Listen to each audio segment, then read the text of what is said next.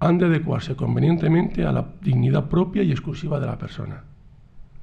El ser humano posee una infinita necesidad de dar y de recibir amor, y desde esa dimensión, la familia es el ámbito idóneo para el desarrollo interpersonal de las distintas generaciones que conviven en ella. Las relaciones de paternidad, filiación y fraternidad constituyen una red que a la vez protege y fomenta las relaciones entre las generaciones. Hoy en día, la palabra más utilizada es la crisis. Estamos en una crisis económica, una crisis de valores. La familia está en crisis. ¿Pero qué quiere decir crisis? Pues ni más ni menos que estamos en una situación que nos dice que ha llegado el momento de hacer un cambio. Por lo tanto, es una oportunidad de mejorar, de crecer, de avanzar. Pero la solución depende de la actitud de cada persona en esta circunstancia.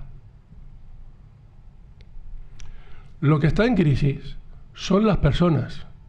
Si la persona está en crisis, lógicamente las dificultades se extienden a las relaciones conyugales y familiares y por lo tanto la familia está en crisis. En otras épocas, cuando las familias eran patriarcales y convivían bajo el mismo techo 3 generaciones, los abuelos, los padres y los hijos, los abuelos ejercían un papel decisivo en la formación integral de los miembros de la familia, transmitiendo conocimientos, destrezas y creencias, teniendo un papel relevante en el aprendizaje de las palabras, técnicas y oficios, relatando historias, cuentos, vivencias en torno a la mesa o a la chimenea, alimentando así el alma y la imaginación de sus hijos y de sus nietos.